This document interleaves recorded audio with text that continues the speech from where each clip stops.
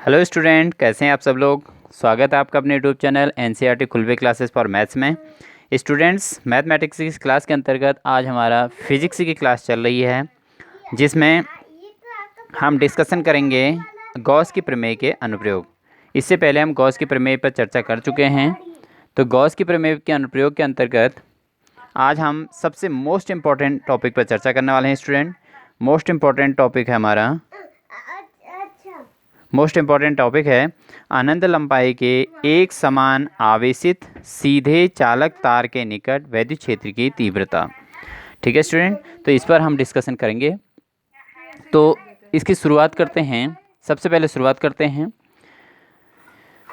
देखिए, इसमें क्या है कि हमारे पास एक आवेशित चालक है जिसको प्लस क्यू आवेश दिया गया है। ठीक है स्टूडेंट, तो इस प्लस क्यू आवेश के कारण इस चालक तार के समीप r दूरी पर हमें वैद्युत क्षेत्र की तीव्रता ज्ञात करनी है। ठीक है, तो r दूरी पर हमने एक पॉइंट ले लिया P, जिस पर हमें वैद्युत क्षेत्र की तीव्रता ज्ञात करनी है। ठीक है स्टूडेंट, तो अब आप इसको समझिए कि एक चालक तार, ठीक है, इस चालक तार का नाम हम AB कह सकते हैं। चालक तार को हम AB कह सकते हैं या हम इसको XY कह सकते हैं स्टूडेंट, ठीक है ना। और इस पर जो है इसके ये प्लस के आवेश से आवेशित है, और इस पर जो है इससे r डिस्टेंस पर हम एक पॉइंट P ले लेते हैं, जिस पर हम वैद्युत क्षेत्र की तीव्रता हमें ज्ञात करनी है। ठीक है स्टूडेंट, तो इसके लिए स्टूडेंट सबसे पहले हमें इसका डिस्कशन करना होगा कि इसका रैखिक आवेश घनत्व पर हमें इसकी चर्चा करनी होगी। किस पर चर्चा करनी होगी? रैखिक आवेश घनत्व पे। ठीक है स्टूडेंट, रैखिक आवेश घनत्व हमको इसका निकालना होगा। तो देखिए स्टूडेंट, इसका रैखिक आवेश घनत्व अगर हम निकालें,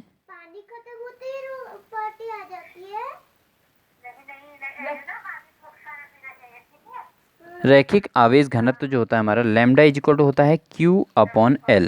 यानी कि जो रैखिक आवेश घनत्व है उसको हम रिप्रेजेंट करते हैं लैम्डा, उसको लैम्डा से रिप्रेजेंट करते हैं, और लैम्डा इज इक्वल टू होता है Q/L। Q क्या है इसमें? आवेश बटे लंबाई। ठीक है, तो हमने इस चालक की जो लंबाई ले रखी है स्टूडेंट, वो ले रखी है हमने L ले रखी है। तो आवेश क्या हो जाएगा इसका फॉर्मूला? रैखिक आवेश घनत्व का आवेश अपॉन लंबाई। ठीक है स्टूडेंट, तो ये इस बेस पर हमने इसको इक्वेशन नंबर 1 बना लिया। इससे अगर हमारा Q निकलेगा student, Q is equal to हो जाएगा लैम्डा इंटू L। ठीक है, तो सबसे पहले तो हमने ये बता दिया कि इस चालक के अंदर टोटल आवेश कितने हैं। इस चालक के अंदर टोटल आवेश जो होंगे वो होंगे इस चालक की लंबाई और जो इसके घनत्व होगा। यानी घनत्व का मतलब होता है डेंसिटी, यानी कि उसके अंदर कितना आवेश कितने नज़दीक हैं। ठीक है ना। घनत्व आपने देखा होगा कि नॉर्मल हम चर्चा करते हैं तो आपका क्षेत्रीय आवेश घनत्व क्षेत्रीय घनत्व पूछा जाता है कि 1 किलोमीटर में कितने लोग रहते हैं, उसको क्षेत्रीय आवेश घनत्व कहते हैं। तो ऐसे ही ये रैखिक आवेश घनत्व आपका Q is equal to lambda into L होता है स्टूडेंट। ठीक है नहीं, Q is equal to lambda into L या lambda is equal to Q/L। तो सबसे पहले तो शुरुआत आपकी ये होती है। जब आप हमें पॉइंट P पर, जब यहाँ पर हमको वैद्युत फ्लक्स निकालना है। अब चूँकि जो आपके पास चालक तार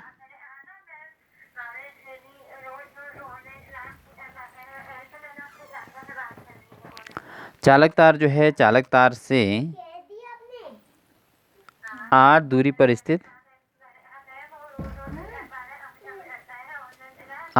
स्थित बिंदु P पर क्या निकालना है हमें? सबसे पहले हमें इस बिंदु पर P पर जो जिसकी जो है ये अल्प पृष्ठ है dA है ना, dA।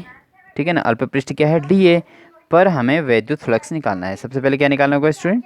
इसमें हमें निकालना है वैद्युत फ्लक्स।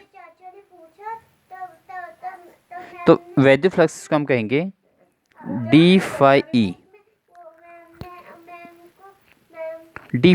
तो d phi is equal to क्या होता है? Integration vector E dot dA। इसको कहते हैं हम वैद्युत फ्लक्स।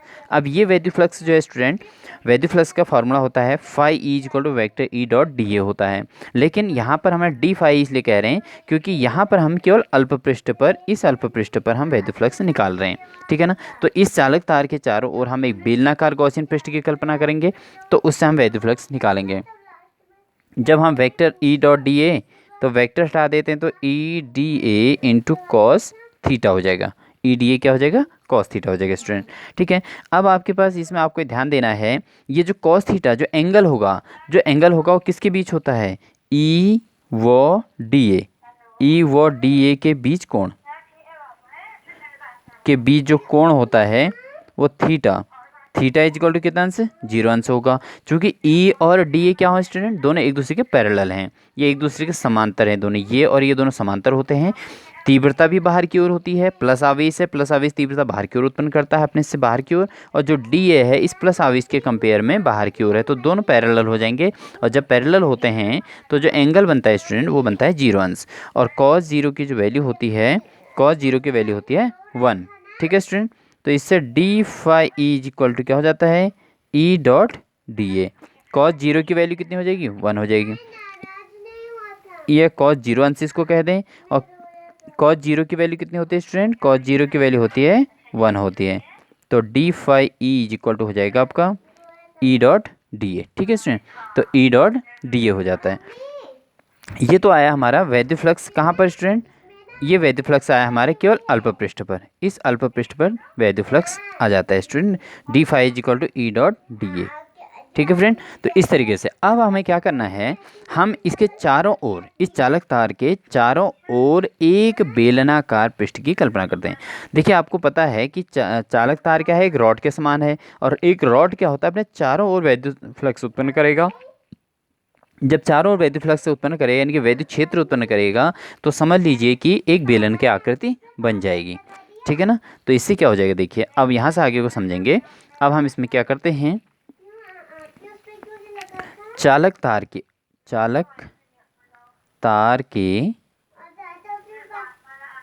चारों ओर एक बेलनाकार गॉसियन पृष्ठ की कल्पना करते हैं,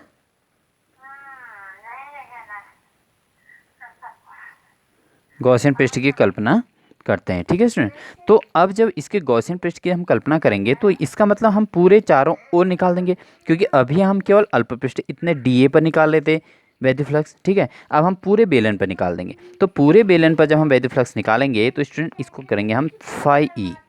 अभी तो हमने डी फाई लिखा था, इक्वेशन 1 में हमने क्या लिखा था स्टूडेंट, डी फाई ई लिखा था। डी फाई ई क्यों लिखा था, क्योंकि हम एक छोटे से टुकड़े पर निकाले थे वैद्युत फ्लक्स इतने पर, अब हम पूरे बेलनाकार आकृति पर वैद्युत फ्लक्स निकालने वाले हैं। तो डी फाई ई की जगह क्या आ जाएगा स्टूडेंट, अब आ जाएगा फाई ई आ जाएगा। तो फाई ई इक्वल टू क्या हो जाएगा, इंटीग्रेशन ए, ठीक है, total integration area vector E dot d ए का वेक्टर। ठीक है, ठीक है स्टूडेंट, तो इसका आपका क्या हो जाएगा, इंटीग्रेशन वही तरीका, तो इंटीग्रेशन टोटल इंटीग्रेशन इस तरीके से भी लिखते हैं स्टूडेंट्स को। ठीक है ना, तो ई डॉट डी ए और क्या आ जाएगा, कॉस थीटा वही चीज़ आपका सारा, तो इंटीग्रेशन आ जाएगा area E dot d A. ठीक है, जो हमारा पहले भी आंसर आ चुका था। तो अब हम इसमें क्या कर देंगे, तो phi E is equal to, अगर हम ई को बाहर ले लें तो इंटीग्रेशन के अंदर क्या बचेगा स्टूडेंट, केवल डी ए बचेगा। इंटीग्रेशन के अंदर क्या बचेगा, टोटल डी ए, चूँकि integration d A is equal to क्या हो जाएगा, बेलन का क्या आ जाएगा, पृष्ठीय, बेलन का पृष्ठीय क्षेत्रफल। तो ये क्या हो जाएगा, बेलन का पृष्ठीय क्षेत्रफल हो जाएगा। इंटीग्रेशन डी ए क्या हो जाएगा, बेलन का पृष्ठीय क्षेत्रफल। अब बेलन का पृष्ठीय क्षेत्रफल क्या होता है स्टूडेंट, 2 पाई आर एच होता है। ये आपने पढ़ा हुआ है 10th में मेंसुरेशन के अंदर आपने पढ़ा है कि 2 पाई आर एच होता है बेलन का पृष्ठीय क्षेत्रफल। ठीक है, इसको वक्र पृष्ठीय क्षेत्रफल भी कहते हैं, खाली पृष्ठीय क्षेत्रफल भी कहते हैं, यानी कि 2 पाई आर एल हो जाएगा। एच की जगह मतलब क्या आ जाएगा, एल आ जाएगा। क्यों आ जाएगा भाई, एल इसलिए आ जाएगा स्टूडेंट, जो आपकी लंबाई है वो जो ऊंचाई है वही तो लंबाई का भी काम कर रही है ना। बेलन इतना लंबा है या चाहे ऊंचा है, ठीक है ना, अगर आप बेलन को तिरछे में रख दो उतनी लंबाई कहलाएगी, और वही चीज़ की ऊंचाई भी कहलाएगी। यानी कि तार के लिए कहें आप, ये बेलनाकार के लिए, समझ रहे हैं। तो एच की जगह क्या लग जाएगा स्टूडेंट, एल लग जाएगा। ठीक है, यहाँ पर तो यहाँ से क्या हो जाएगा, phi E is equal to E into, इसकी जगह इंटीग्रेशन डी ए की जगह क्या आ जाएगा, 2 पाई आर एल। ठीक है, तो ये हो जाएगा हमारा दूसरी इक्वेशन, थर्ड इक्वेशन हो जाएगी। ठीक है, इससे वैद्युत फ्लक्स निकल गया। अब लगा देते हैं स्टूडेंट यहाँ से गॉस की प्रमेय से, गॉस की प्रमेय से। अब देखिए यहाँ से हम गॉस की प्रमेय लगा देते हैं। गॉस की प्रमेय क्या होती है, फाई इज इक्वल टू क्या होता है, क्यू अपॉन एप्सिलॉन जीरो। देखो गॉस की प्रमेय एक बार फिर रिवाइज कर देते हैं आपको। देखिए गॉस की प्रमेय आपने मेरे लेक्चर नंबर 7 में पढ़ा होगा। गॉस की प्रमेय जो होती है वो कहती है कि किसी बंद पृष्ठ से होकर गुजरने वाला जो वैद्युत फ्लक्स है उस पृष्ठ पर आवेश Q का, उस पृष्ठ पर आवेश Q का 1/एप्सिलॉन नॉट गुना होता है। ये तो आपने कहीं सीखा है, Q का 1/एप्सिलॉन नॉट गुना होता है, यानी कि आपने पढ़ा है Q इंटू 1/एप्सिलॉन नॉट, ये तो पढ़ा है, ये फाई ई होता है। ठीक है, Q अपन एप्सिलॉन नॉट हो गया। अब इन दो इक्वेशंस को कंपेयर कर देते हैं। अब देखिए समीकरण समीकरण नंबर 3 से अगर हम फाई ई की वैल्यू, जो फाई ई की वैल्यू है इसकी जगह पर रख देंगे। फाई ई की वैल्यू क्या है, इंटू 2 पाई आर एल, और यहाँ भी फाई है तो फाई की जगह E into 2 pi R L तो रख सकते हैं ना, equal to Q upon epsilon naught. समीकरण क्या कर देंगे स्टूडेंट, समीकरण 3 से फाई ई का मान समीकरण 4 में रखने पर, ठीक है, समीकरण 3 से किस में मान रखते हैं, 4 में रख देंगे। तो phi E into 2 pi R L, E into 2 pi R L equal to क्या हो जाएगा, Q अपॉन एप्सिलॉन नॉट आ जाएगा। समझ गए स्टूडेंट। तो ये वैल्यू जो है फाई ई की वैल्यू हम यहाँ पर रख देते हैं, तो E into 2 pi R L equal to Q upon epsilon naught हो जाएगा। इससे आप समझ लीजिए कि ई इक्वल टू हमें निकालना है। देखो स्टूडेंट, हमारा मेन मकसद जो है वह है वैद्युत क्षेत्र की तीव्रता। ठीक है, वैद्युत क्षेत्र की तीव्रता, तो वैद्युत क्षेत्र की तीव्रता को ई कहते हैं, तो ई हमें यहाँ पे निकालना है। तो ई इज इक्वल टू क्या हो जाएगा, Q अपॉन एप्सिलॉन नॉट तो पहले से है ही, ये सारा मल्टीपल जो जाएगा यहाँ पर अपॉन में चले जाएगा, क्योंकि मल्टीपल वाला नंबर जब राइट हैंड साइड जाता है तो अपॉन में जाता है। ठीक है, तो Q upon epsilon 0 2 pi R L. ठीक है स्टूडेंट, यहाँ तक समझ में आ गया, बहुत सिंपल है। देखिए सबसे पहले हमें वैद्युत फ्लक्स निकाला है, और वैद्युत फ्लक्स में फिर गॉस की प्रमेय लगा के फिर से फ्लक्स निकाल दिया। उन दोनों को इक्वेशन को एक साथ रख के राइट हैंड साइड की वैल्यू रखते ई निकल जाएगा। ठीक है, अब चूंकि Q इज इक्वल टू क्या निकला था इक्वेशन 1 में, तो Q इज इक्वल टू हमारा निकला था student lambda into L. Q is equal to lambda into L, Q is equal to क्या था, lambda into L, lambda into L आया था। तो यहाँ से E equal to lambda L upon 2 pi epsilon 0 R और एल, एल से L cancel हो जाएगा, क्यू की इक्वल टू लैम्डा एल आ जाएगा, क्यू की जब लैम्डा एल आ जाएगा तो lambda L upon epsilon 0 2 pi epsilon 0 R into L, तो एल और एल कैंसिल हो जाएगा। ठीक है, तो ये हो गया आपका। तो इससे E is equal to lambda upon क्या हो जाएगा, 2 pi epsilon 0 into R. Okay, तो अब क्या कर देंगे, अंश व हर को क्या कर देंगे, 2 से गुणा करने पर, गुणा करने पर, तो ये देखिए हमारे ये कैंसिल हो गया यहाँ से। ये वैसे तो आंसर आ चुका है, इसका मात्रा होता है न्यूटन प्रति कूलम, इसका मात्रा न्यूटन प्रति। वैसे बच्चों आप इसको यहाँ पर भी छोड़ सकते हैं, ठीक है, यहाँ पर कंप्लीट। लेकिन अगर आपका न्यूमेरिक आता है क्वेश्चन, तब आपको इक्वेशन क्या करना होगा, तो 2 lambda upon 2 4 pi epsilon 0 into R. ठीक है, 2 लैम्डा हो जाएगा ऊपर, और नीचे हो जाएगा 2 4 पाई एप्सिलॉन इंटू आर, यानी कि 2 लैम्डा और 2 4 lambda, 4 pi epsilon 0 into R. ठीक है ना, तो 2 से मल्टीपल कर दिया ऊपर भी, 2 से नीचे भी मल्टीपल कर दिया। तो अब देखिए स्टूडेंट, इससे कितना सिंपल आंसर आ जाता है। इससे हो जाता है 1/4 पाई एप्सिलॉन 0 तो हमारा अलग हो गया, क्योंकि अपॉन वाली चीज़ को कोई भी चीज़, देखो ये तीनों एक साथ आ गए, 1/4 पाई एप्सिलॉन 0, तो बचेगा क्या हमारे पास, 2 लैम्डा अपॉन आर। तो इस ये देखिए, ये देखिए, तो इस तरीके से 1/4 pi epsilon 0 2 lambda upon R. तो इस तरीके से हमारा ये क्वेश्चन स्टूडेंट कंप्लीट होता है। तीव्रता का फॉर्मूला न्यूटन प्रति कूलम। ये हमने बहुत ही मोस्ट इंपॉर्टेंट क्वेश्चन किया है स्टूडेंट, इसको आप विशेष ध्यान देंगे। ये क्वेश्चन तो बहुत बार छपा हुआ है पेपर में, आप मॉडल पेपर देखिए, पुराने पुराने पेपर जो भी देखेंगे उसमें आपको ये क्वेश्चन बहुत ही ज़्यादा मिलेगा। ठीक है स्टूडेंट, तो आप इसका स्क्रीनशॉट ले लीजिए, किस तरीके से हमने ये निकालना है, इसके बारे में आप एक्सप्लेन खुद ही करेंगे। माना एक चालक तार, ठीक है, ए बी, जिसको प्लस क्यू आवेश से आवेशित किया गया है, जिससे आर दूरी पर एक बिंदु पी है, जिस पर हमें वैद्युत क्षेत्र की तीव्रता ज्ञात करनी है। फिर हम लिखेंगे कि इसके चारों ओर हम एक बेलनाकार गॉसियन पृष्ठ की कल्पना करते हैं। ठीक है, जिससे हमारे पूरे चालक तार के कारण उत्पन्न वैद्युत क्षेत्र की तीव्रता ज्ञात हो सकती है। ठीक है, तब निकालेंगे चालक तार का रैखिक आवेश घनत्व। क्या निकालेंगे? चालक तार का रैखिक आवेश घनत्व। यहाँ पे लिख देंगे चालक तार का रैखिक आवेश घनत्व। ठीक है, तो ये हो जाएगा। अब आप स्क्रीनशॉट ले लीजिए। तो lambda equal Q upon L से यहाँ से स्टार्ट होगा आपका, क्यू निकाल देंगे लैम्डा एल, फिर वैद्युत फ्लक्स, बहुत सिंपल है, गॉस के प्रमेय में आपने वैद्युत फ्लक्स पढ़ा हुआ है पहली डेफिनेशन में। ये हो जाएगा। आप इसकी स्क्रीनशॉट ले लो, पूरे पेज की स्क्रीनशॉट ले लो एक साथ।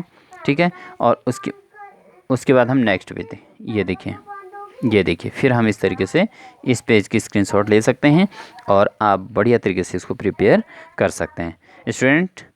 ठीक है, उम्मीद है आपको अच्छा लगा होगा, आपको वीडियो पसंद आएगी और आप बहुत अच्छे से इस क्वेश्चन को तैयार करेंगे। बोर्ड एग्जाम में ये क्वेश्चन 3 नंबर से 5 नंबर के बीच का ये क्वेश्चन रहता है। ठीक है स्टूडेंट, तो आप इस क्वेश्चन को बहुत अच्छे से तैयार कीजिए और अपने बोर्ड प्रिपरेशन को कंटिन्यू रखिए इसी सभी बातों के साथ। और चैनल को लाइक और सब्सक्राइब जरूर कीजिएगा, अपने साथियों को शेयर कीजिएगा, क्लास में जितने भी फ्रेंड्स हैं सबको शेयर कीजिएगा। इसी सभी बातों के साथ आप सभी स्टूडेंट्स को ऑल द बेस्ट।